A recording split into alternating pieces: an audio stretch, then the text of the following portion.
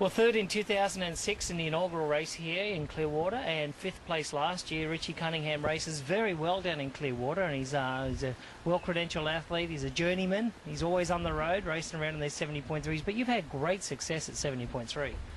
Yeah, it's 70.3 has been really good to me. This year I've had a lot of podiums, and finally cracked a win down in Austin a few weeks ago. Probably more to the fact that Crowie wasn't there, so he's like my nemesis in this race. But it's been good certainly the last year. Yeah, that's right. And you know, you've raced in the Olympic distance for a long time, but you know, stepping up to the 70.3, you know, quite a few years ago, before the 70.3 series was on, you know, you've raced down in St. Croix and all these places.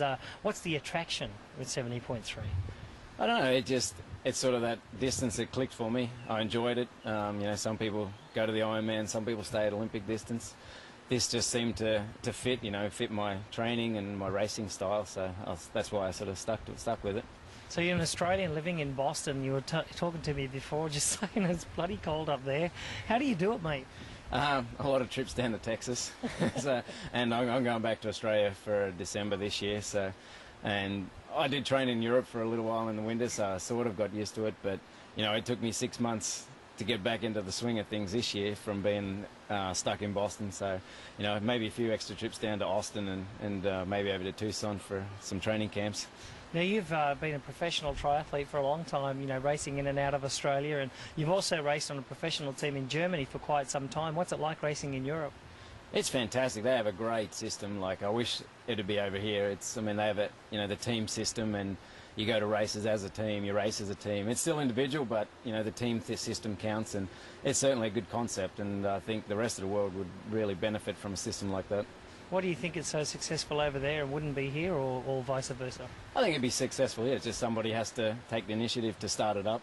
You know, it's a big sponsors-based thing, and it's starting to show with people like Frodeno and Daniel Unger and all those guys coming out of Europe now that are so strong. And, you know, Daniel's and also Frodo are in my team, and, you know, I get to see how they train, and that system makes them race hard every week. Sort of like what the system used to be like in Australia. You know, we were so dominant, it was because we had that structure there. Yes, absolutely. And finally, last question. The race on the weekend is going to be, you know, very, very tough. You know, Potts is back in here, Galindez, you know, most of the good guys. Crowie's not here. But, yes, he says Saturday night is a good night. All right, Richie, well, the last question is I have for you. The field this weekend is going to be, you know, very, very good. You know, with Andy Potts and Oscar Galindez, the two guys that were separated by 4 seconds last year. Terenzo Bozzoni is always coming up. But you've done very well in these championship races. What's it going to take? And talk a little bit about the field. Well, it's going to take a quality run, you know, and that's sort of what I've been working on the last sort of 4 months, because my prediction is going to be another 110, maybe 111 to win this race.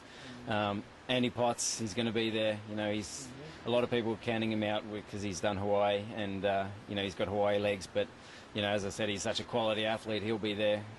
He'll be dangerous. Galindez, you know, if he gets that lead off the bike, which I'm sure he'll go for, then, you know, he's going to be hard to run down. Yeah, so it's going to be a tough day. Yes, absolutely. Okay.